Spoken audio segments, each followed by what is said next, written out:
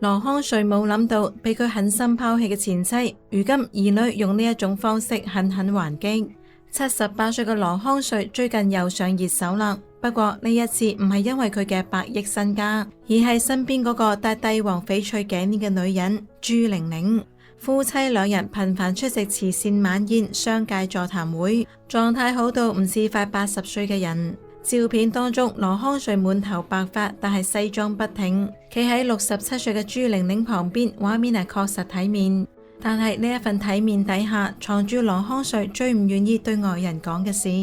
1971年，羅康瑞從父親嗰度借咗10萬港幣創業，喺九龍路邊就租咗個鐵皮屋做 office。嗰個時候佢23歲，身邊企住個女人叫做何貞潔，唔係朱玲玲。何貞潔頂住大肚去東南亞嗰度揾舅父要見財商嘅電話，翻嚟坐嘅係紅眼航班，落地直奔工地。瑞安第一車進口水泥係佢壓價30%傾翻嚟嘅，公司賬簿就做成咗3色表格貼喺牆上，每一筆進出都清清楚楚。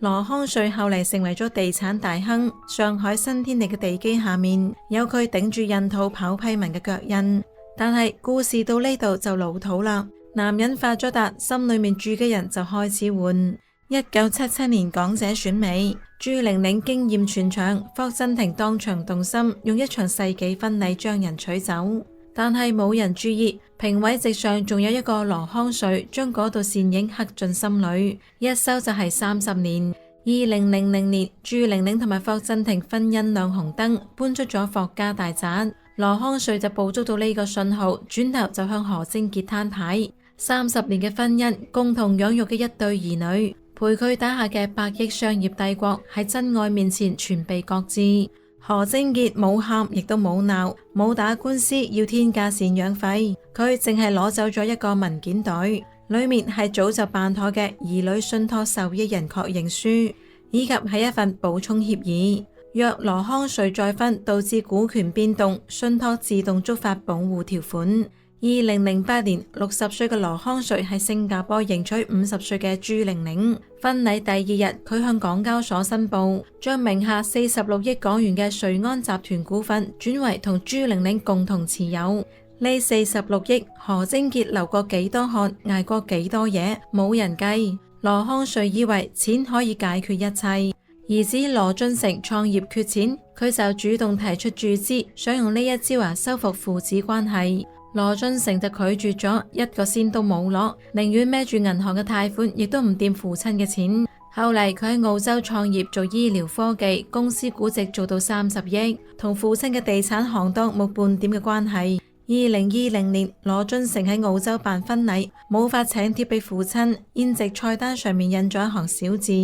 本場宴席由 A 專 Law 獨立投資，同羅氏家族信託無關。呢個仔用最硬氣嘅方式話俾羅康瑞知：你嗰啲錢我唔要。女兒將公司嘅姓改咗，個仔走咗，個女羅寶玉更加狠。佢喺美國嗰度學建築，本來亦都唔想返瑞安，係何貞潔勸佢：公司係我同你阿爸一齊打落嚟嘅，你有責任返去守住佢。2012年，羅寶如加入瑞安，從基層做起，一路就做到董事會副主席。外人都以為父女和解啦，但係老員工就發現佢 office 嗰度呢就掛住1979年母親陪住父親跑批文嘅相。佢上任之後話不動聲色換咗3個副總裁，全部都係當年勸羅康瑞離婚要果斷嘅元老。集團內部權威日盛，佢主導嘅上海新天地等等嘅核心項目，風格同父親完全唔同。羅康瑞嘅帝國仲喺度，但係入邊姓乜嘢已經唔好講啦。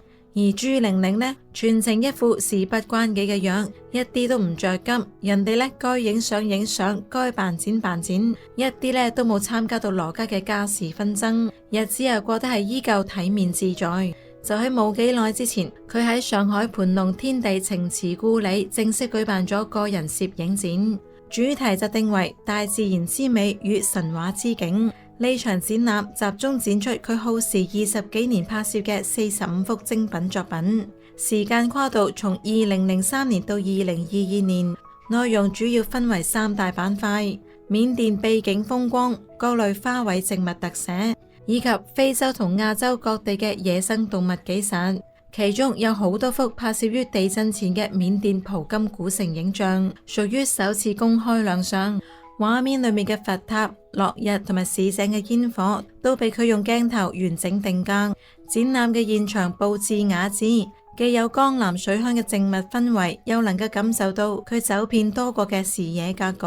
唔少嘅作品仲被用於公益項目，助力視障人士相關幫扶計劃。官方釋出嘅宣傳照裏面，現年67歲嘅朱玲玲狀態大勇，身形優雅富態，但係就唔顯臃腫。面部線條緊緻，下顎線清晰利落，完全睇唔出真實年紀，依然保持住當年最美港姐嘅氣質同埋儀態。開展嘅當日，佢嘅二仔霍啟山特登到場支持，第二任丈夫羅康瑞亦都現身捧場，一家三口同框亮相，畫面睇起身溫馨和睦，絲毫都睇唔出有任何嘅矛盾端倪。唔少到場嘅嘉賓都以為兩個人感情依然穩定，但係就喺攝影展熱度過後，多家媒體突然爆出消息，稱朱玲玲同埋羅康瑞早已經悄悄離婚。呢個亦都係佢第二次從豪門婚姻中抽身，而且最終依舊係淨身出戶收場。同當年離開霍家時候嘅主動選擇唔同，呢一次佢更加似係被動出局。一切源於77歲嘅羅康瑞突然做出嘅財產大調整，被港媒形容為臨時反水。據港媒披露，羅康瑞近期重新制定咗財產分配方案，大幅調整名下4家上市公司嘅股權結構，同時更新咗個人相關申報信息。喺最新嘅股權同埋資產登記文件中，配偶欄裏面已經徹底抹去咗朱玲玲嘅名。佢將100億規模嘅資產同埋核心股權悉數轉移至同前妻何貞潔所生嘅仔羅津成、女兒羅寶如名下，同時亦都俾咗何貞潔相應嘅資產保障。喺最新訂立嘅遺囑裏面，更加明確寫明唔分俾朱玲玲任何財產。當年結婚時候轉俾佢共同持有嘅約46億港元瑞安集團股份，亦都隨住呢一次嘅股權調整被全部收回。消息傳出之後，朱玲玲方面並未有公開回應，依然保持住往日嘅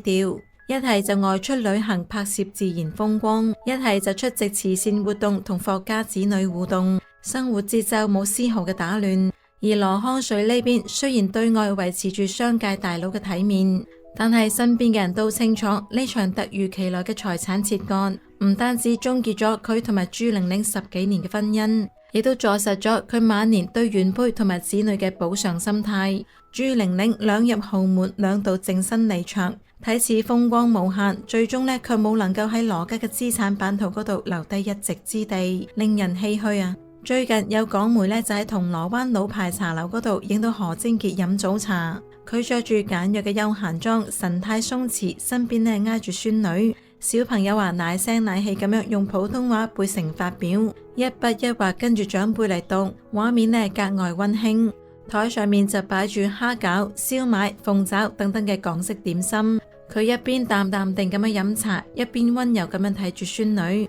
完全係普通長輩含飴弄孫嘅樣，半點都睇唔出曾經經歷過豪門婚姻嘅波折。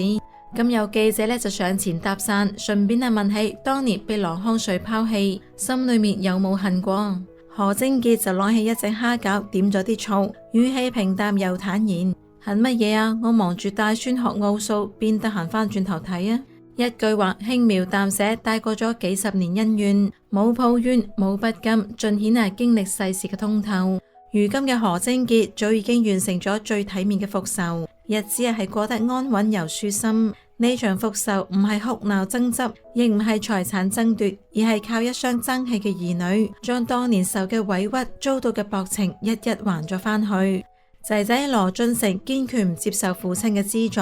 靠自己喺澳洲打拼醫療科技事業，公司估值一路走高，婚禮直接拒絕羅康瑞出席，明確同羅氏家族信託切割，用實力證明唔靠父親都可以立足。個女羅寶如就聽從母親嘅叮囑，返到瑞安集團，從基層一步步就做到董事會副主席，穩住咗母親當年打落嚟嘅商業根基，仲換咗當年慫恿父親離婚嘅元老，牢牢咁樣掌握咗核心業務話語權。羅康瑞晚年調整財產分配，將百億資產同埋上市公司股權悉數轉俾一雙兒女同埋何貞潔，遺囑裏面冇為朱玲玲留低分毫，相當於將當年分俾朱玲玲嘅股份全部收返，最終仲係回歸原配同埋子女身邊。何貞潔唔使爭唔使搶，兒女替佢守住咗尊嚴同埋應得嘅一切。而家佢經常都往返香港同埋加拿大，喺香港呢，就約啲老友出嚟飲早茶行街市，喺加拿大就打理小院，參與華人教育公益，幫新移民子弟輔導功課，日子簡單充實。佢唔使再圍住家族生意轉，唔使在意豪門是非，重心全部都係孫輩同埋自己嘅生活上。兒女事業穩定，孝順貼心，定期陪佢旅行散心，物質富足，精神自在。比起羅康瑞晚年嘅孤單，朱玲玲再度淨身出戶嘅唏噓，何貞潔先係真正嘅人生贏家。當年嘅隱忍同埋清醒，如今都化作安穩晚年。嗰一啲唔愉快嘅過往，早就已經被兒孫繞膝嘅幸福徹底沖淡。而整個事件嘅核心人物羅康瑞，就只能夠話動住個拐杖，一個人返到公司開董事會。呢個何嘗唔係一種自作孽不可活呢？只係夜深人靜嘅時候，佢會唔會諗起1971年九龍嘅嗰間鐵皮屋，同埋嗰個頂住大肚幫佢壓價嘅女人呢？